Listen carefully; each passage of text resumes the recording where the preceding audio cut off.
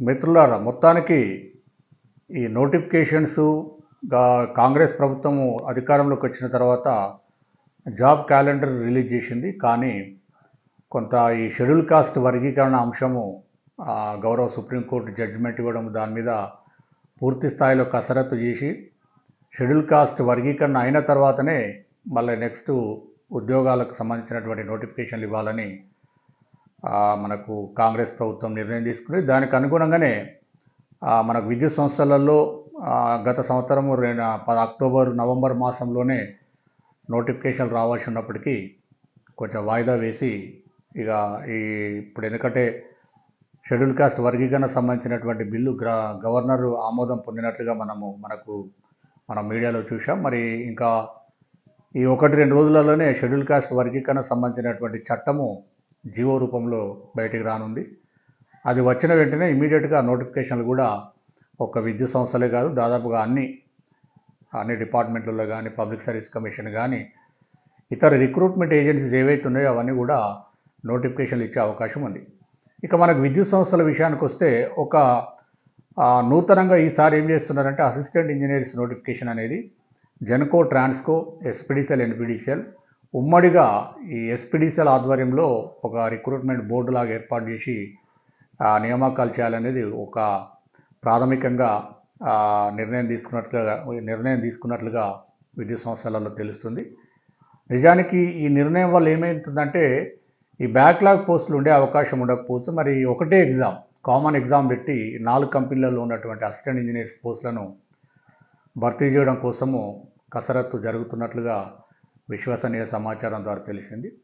మరి చివరిగా మనం నోటిఫికేషన్ వచ్చేదాకా కూడా మనం ఏం జరుగుతుందో వేచి చూడాలి. అదేవిధంగా జూనియర్ లైన్మెన్ పోస్టులు పెద్ద ఎత్తున రిక్రూట్మెంటు అటు ఎన్పీడీసీఎల్లో సుమారు ఒక 2000, తర్వాత ఎస్పీడీసీఎల్లో సదరన్ పవర్ డిస్ట్రిబ్యూషన్ కంపెనీ లిమిటెడ్లో ఒక 600 నుంచి 1000, ఒక 600 సుమారుగా, అటు నార్థన్ పవర్ డిస్ట్రిబ్యూషన్ కంపెనీలో దాదాపుగా 2000 వరకు కూడా జూనియర్ లైన్మెన్ పోస్టులు, అంటే ఐటీఐ క్వాలిఫికేషన్, ఐటీఐ ఎలక్ట్రీషియన్ అర్హత ఉన్నటువంటి వాళ్లకు నోటిఫికేషన్ రాబోతుంది. అదేవిధంగా ఒక అసిస్టెంట్ ఇంజనీర్సే కాదు, సబ్ ఇంజనీర్స్, తర్వాత జూనియర్ అకౌంట్స్ ఆఫీసర్స్, ఇంకా మిగతా ఇనిషియల్ క్యాడర్లలో ఎక్కడెక్కడైతే ఖాళీలు ఉన్నాయో అవన్నీ పోస్టులు కూడా భర్తీ చేయడానికి కోసము కొంత కసరత్తు అయితే జరుగుతున్నది.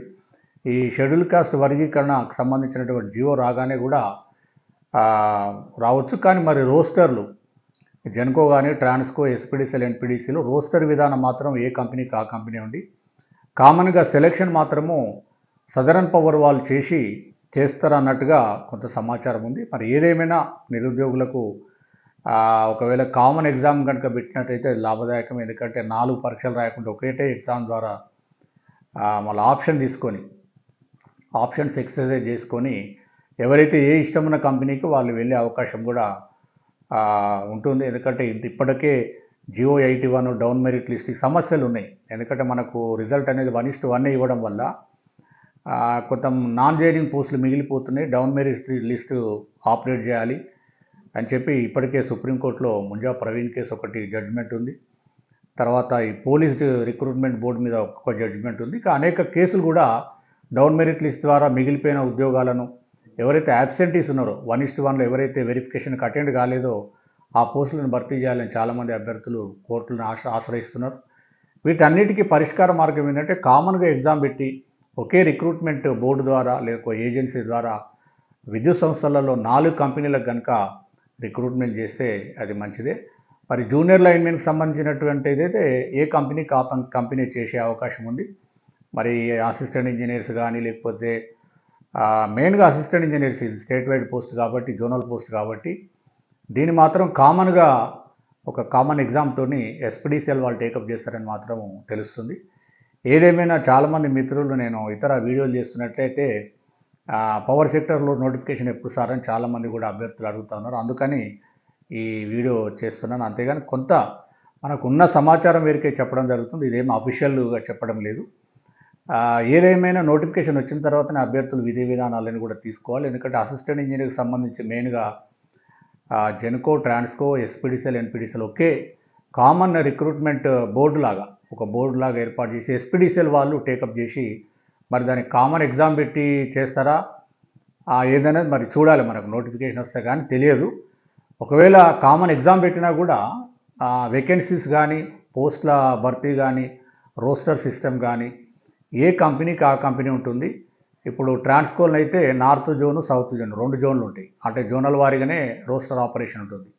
అది మరి జెన్కోకి వస్తే జోన్ 1, జోన్ 2 ఈ 2 జోన్లలో వేరువేరుగా ఏ రోస్టర్ ఇంతకుముందు ఏ రోస్టర్కి అయితే ఎండై ఉన్నదో, ఆగి ఉన్నదో ఆ నెక్స్ట్ రోస్టర్ నుంచి స్టార్ట్ చేసి ఎన్నైతే వేకెన్సీలు ఉంటాయో దాన్ని నోటిఫై చేసి అదే పద్ధతిలో రిక్రూట్మెంట్ చేసే అవకాశం ఉంది. ఇక ఎస్పీడీసీఎల్, ఎన్పీడీసీఎల్ విషయానికి వస్తే ఆ కంపెనీ మొత్తం ఒక జోన్ కిందనే చూస్తున్నారు కాబట్టి దానికి ఇంకా ఆల్రెడీ ఉన్న రోస్టర్ని కంటిన్యూ చేసే అవకాశం ఉందనేది నా యొక్క అంచనా.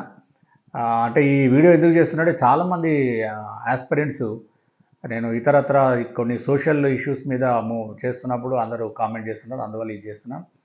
ఏదేమైనా ముందుగానే ఎవరైతే పవర్ సెక్టర్కి ప్రిపేర్ అవుతూ ఎగ్జామ్స్ రాయడానికి సన్నద్ధంగా ఉన్నారో, సన్నద్ధులు అవుతున్నారో వాళ్ళందరూ కూడా ముందుగానే ధన్యవాదాలు తెలియజేస్తూ మంచి జరగాలని కోరుకుంటూ ముగిస్తున్నాను. Thank you.